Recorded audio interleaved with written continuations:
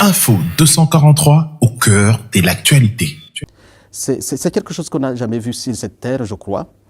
C'est un régime sui generis. Je vais vous dire pourquoi. D'abord, c'est un régime qui met beaucoup de moyens dans le lobby pour peindre l'extérieur, pour se montrer comme un régime très démocratique, comme un régime qui développe le pays, alors qu'il n'en est rien.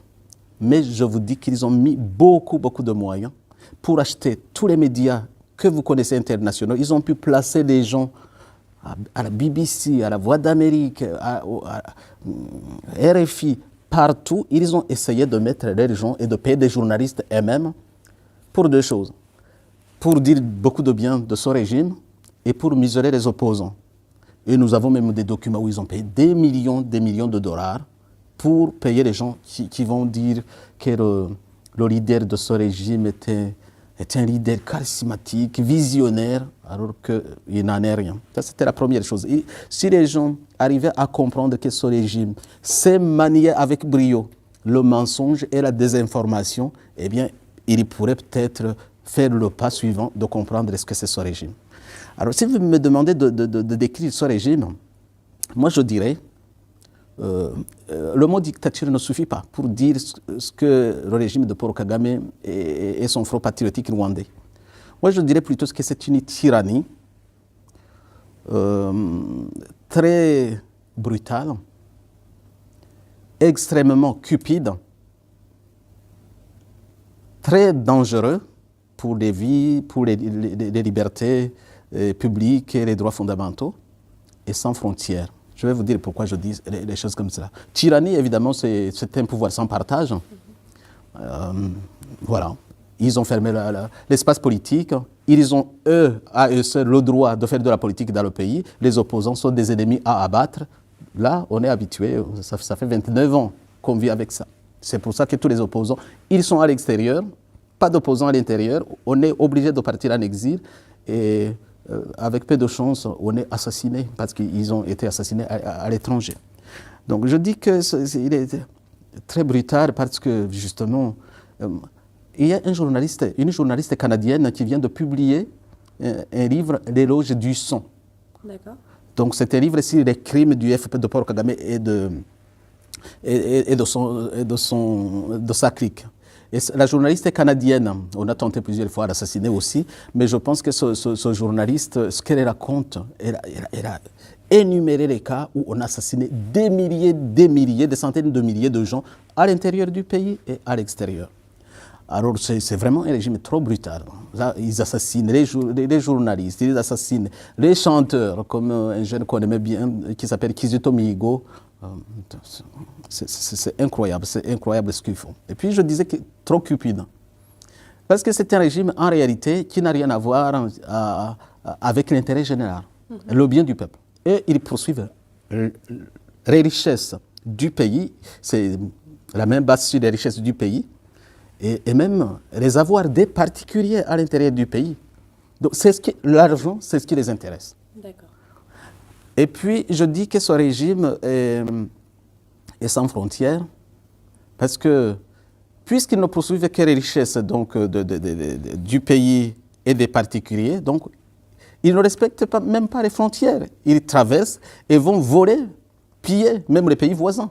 Le Congo, par exemple, la République démocratique du Congo, c'est la guerre depuis 1996. C'est la guerre jusqu'à présent. Donc, ils font la guerre là-bas juste pour tuer les gens, mais ce n'est pas seulement pour tuer, mais pour piller ce pays-là, qui est regorgé de matières premières énormes.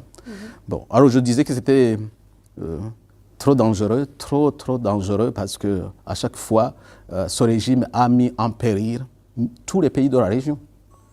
Ils organisent la déstabilisation totale de la région des Grands Lacs. Comme ça, ils se sentent, voilà. Ils sont devenus actuellement gendarmes de l'Afrique. Ils envoient des soldats partout, soi-disant pour participer à pacifier ces régions, mais à chaque fois qu'il y a une portion de l'armée rwandaise qui arrive dans un pays, ils organisent le chaos.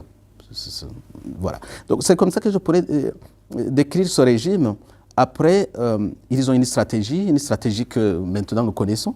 Ils fonctionnent comme de la mafia. Ils organisent justement les lobbies, c'est-à-dire manipuler le mensonge et la corruption. Ils corrompent tout le monde. Je ne sais pas comment le dire, mais toutes les personnalités mondialement connues qui se sont approchées de ce régime, ou bien ce régime les a corrompus, ou il a tenté de les corrompre. En offrant des sommes d'argent énormes, ou bien en offrant des femmes qui sont entraînées à faire cela. C'est connu, mais il y a des chefs d'État actuellement en Afrique qui ont été obligés de prendre une deuxième épouse qui doit être absolument rwandaise. Et ce qui se passe après, je ne rentrerai pas dedans, ce serait un autre genre littéraire, quoi. Bon. Mais cette stratégie fait beaucoup de mal aux Rwandais, au Rwanda et à l'extérieur du Rwanda. Alors, comme vous me posiez la question sur la gestion, notre appréciation sur la gestion du FPR et de Kagame sur le Rwanda, c'est une faillite totale.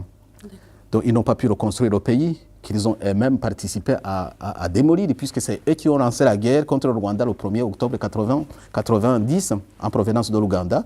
Pendant 4 ans, ils ont tué les gens. Ils ont fini par prendre le pouvoir, mais après un génocide incroyable, après avoir, disons, tiré sur l'avion où ont péri 2 présidents de la République, celui du Rwanda et du Burundi. Après, les gens se sont entretués, les Rwandais se sont entretués, ou plutôt le FPR a tué beaucoup de gens. Le régime qui était en place a essayé de se défendre aussi en tuant des innocents aussi. Et c'est ce qu'on a appelé le génocide rwandais. L'ONU l'a appelé génocide rwandais, et je pense que l'ONU savait ce qu'il disait. Parce que ce ne sont pas seulement les Tutsis qui ont été assassinés, ils ont été assassinés, beaucoup de Tutsis ont été assassinés pendant une période de 100 jours. Mais après, le FPR faisait la même chose dans la partie qu'il occupait, et puis il a continué jusqu'à présent. Il a massacré les gens au Rwanda, il a massacré les réfugiés au Congo. Il y a même un rapport qui est sorti, un rapport des Nations Unies, le rapport Mapping, le 1er octobre 2000, où ils disent que vraiment ce qui s'est passé au Congo, ils ne parlent que du Congo, par l'armée du Rwanda qui avait envahi ce pays, c'était un génocide.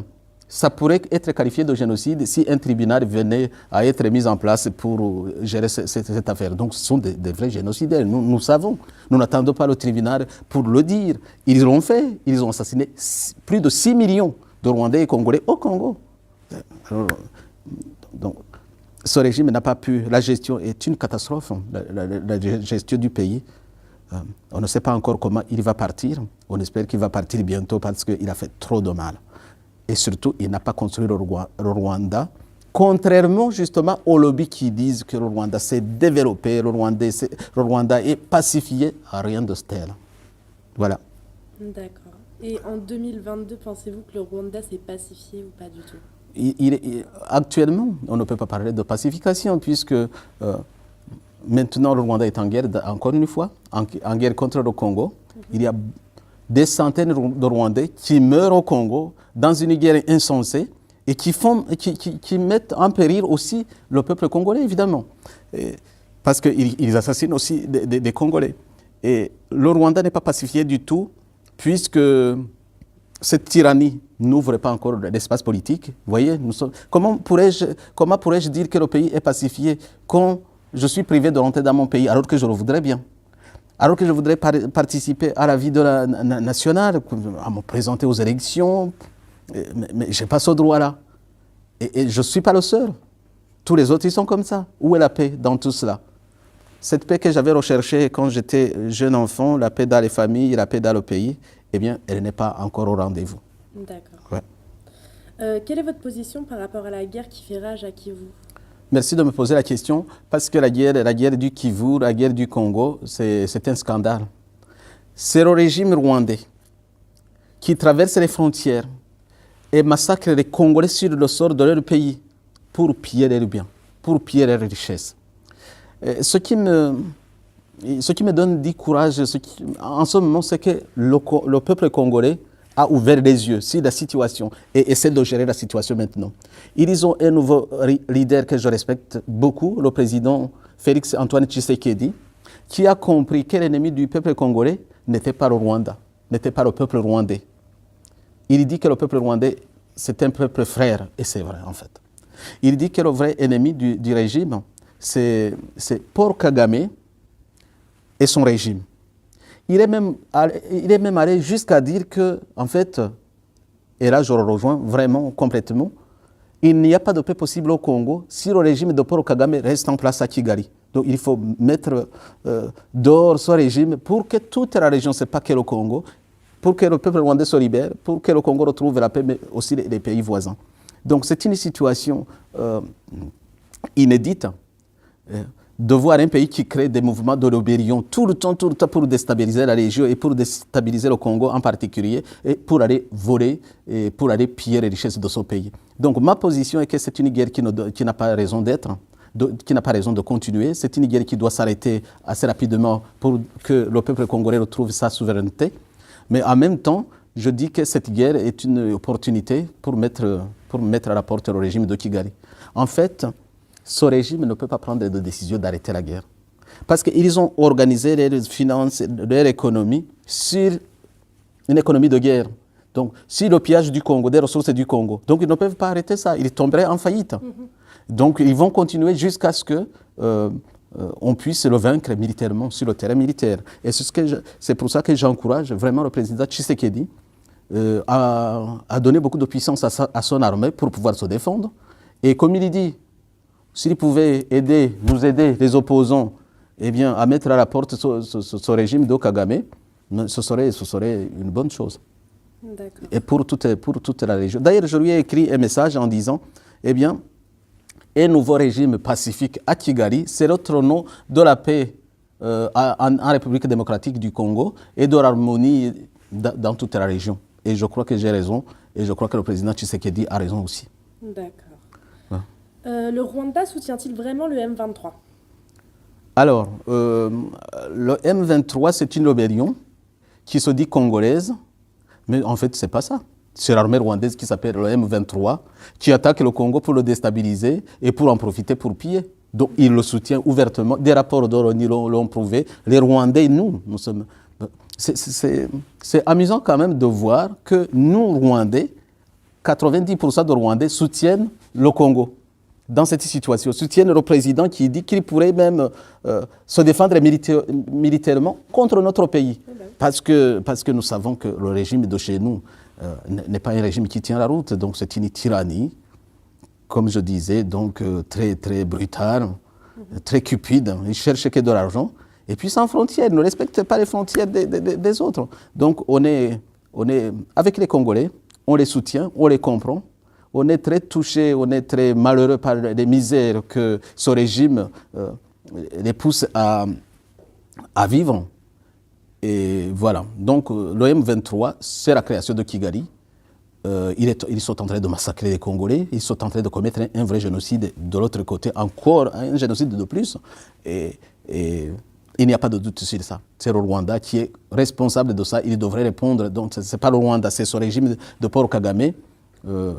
Qui est responsable, il devrait pouvoir en répondre devant des tribunaux, quoi. D'accord. Ouais. Et alors que je dois ajouter, alors que je vous parle, donc on est en train de parler de Paul Kagame, moi j'avais affirmé il y a 2 ans que cet homme était mort parce que j'avais eu des informations qu'il était tombé très très très malade en 2020. D'accord. Et qu'il avait été soigné à Londres et en Israël, et qu'il était en Israël, j'étais tombé sur les informations de sa situation à l'hôpital, que son cerveau était complètement grillé par un cancer ou je ne sais pas quoi, que les médecins ne pouvaient rien faire, et je sais comment il était rentré vraiment à l'article de la mort, et après on n'a pas su comment ça s'est passé, mais cet homme-là, on ne l'a pas vu pendant 2 ans. Okay. Donc il ne s'est pas montré, toutes les institutions du pays étaient bloquées et nous avons déclaré que cet homme était mort. Par après, ils ont essayé de montrer des vidéos. C'est le bazar le plus complet sur cette situation. Mais moi, comme un opposant, comme quelqu'un qui prétend, qui a de l'ambition à devenir le président de la République de ce pays, évidemment, vous en doutez, je regarde au jour ce poste. pour voir s'il est vacant. Sûr. Et moi, je crois que ce poste est vacant, malgré toute la mise en scène qu'ils essaient de faire. Il y a beaucoup de signes qui montrent que ce poste est vacant. On n'a pas de président au Rwanda, mais c'est un régime, justement, c'est une tyrannie qui s'est organisée par peu de personnes, qui cache beaucoup de choses, qui manipule avec brio, comme je disais, le mensonge et la désinformation. Donc, ils sont capables de faire ça. Mais je ne vous entraîne pas dedans. Je persiste et signe que ce poste est vacant. D'accord. Ouais. Ok. Et si votre gouvernement en exil pourrait un jour prendre le pouvoir, ça serait par quelle voie? Bonne question. Oui, bien sûr que notre gouvernement, donc parmi les objectifs de ce gouvernement, donc de la charte du 20 mars 2018, eh bien, le premier objectif était de se préparer pour remplacer ce gouvernement, le gouvernement de Paul Kagame. Alors la voie, évidemment, quand on pense à prendre le pouvoir, à arriver au pouvoir, il faut penser, si on n'a pas de voie qui tient la route, donc vous n'y arrivez pas. J'avais parlé de la légitimité de notre gouvernement, puisque ce que nous faisons, ce n'est pas seulement de rêver de remplacer ce régime, mais nous faisons beaucoup d'autres choses, de plaider pour le peuple, de pouvoir mobiliser le peuple à l'intérieur du pays comme à l'extérieur. Nous avons de la chance. J'avais dit qu'ils avaient acheté tous les médias du monde, mais Internet et YouTube nous a sauvé la vie parce que nous étions privés de parole. Mais actuellement, nous pouvons parler, nous pouvons faire des émissions, nous avons tout organisé et le peuple nous suit. Et cela me donne l'espoir de dire que si des élections libres et démocratiques étaient organisées, moi, avec mon gouvernement, là, on gagnerait haut la main. Je peux le dire, je suis confiant. Donc, des élections, oui. Sinon, puisque ce gouvernement qui est là depuis 29 ans continue quand même de vouloir prendre le pouvoir par la force, nous disons que le peuple, et on l'entraîne pour ça, on le mobilise pour ça, pourrait un jour se soulever et faire une révolution populaire et faire partie de ce pouvoir. Nous sommes capables, le peuple rwandais peut le faire. Sinon, puisqu'eux aiment la guerre et qu'ils lancent la guerre partout, notamment la guerre du Congo, c'est une autre voie qu'ils sont en train d'ouvrir parce que les gens ne se feront pas massacrer tout le temps. Je pense qu'une guerre pourrait les faire partir. Que ce soit nous seuls, que ce soit avec les peuples voisins comme le Congo qui en a marre de la guerre, je pense qu'une guerre peut les faire partir. Évidemment, moi je suis, comme on disait dès le début, je suis fondamentalement un prêtre, je suis un homme pacifique. Ce serait vraiment de soutenir la guerre, ce serait par pis-aller. Mais je pense qu'on finira par y arriver. Voilà. Mais le pouvoir, on y arrivera. Je suis sûr qu'on y arrivera. On est préparé pour cela. On est prêt à mourir pour ça. Je pense que le pouvoir, on va y arriver. Ils ne vont pas rester encore au pouvoir plusieurs années. Non, ils sont à bout. Et nous sommes fatigués de ce régime, de cette tyrannie. Je pense qu'il est temps de nous lever avec le peuple pour prendre le pouvoir. Et c'est possible. Et c'est légitime, en plus. Ouais. D'accord. Écoutez, moi, mes questions sont terminées. Je vous remercie de tous ces détails. Merci beaucoup, Marine, de m'avoir invité chez vous. Donc, j'espère, c'est la première fois, j'espère que ce n'est pas la dernière fois. Non, ce ne sera pas la dernière, je ne pense pas. Merci de nous aider à faire connaître la situation du Rwanda, au-delà des mensonges et des manipulations auxquelles on est habitué par ce régime. Je pense que la vérité finira par faire son chemin. Oui. Avec plaisir. Merci beaucoup, madame. Merci. Et j'en profite aussi pour vous souhaiter, ainsi qu'à votre famille, de vous adresser mes vœux les meilleurs pour Noël et le Nouvel An. Merci. Info 243 au cœur de l'actualité.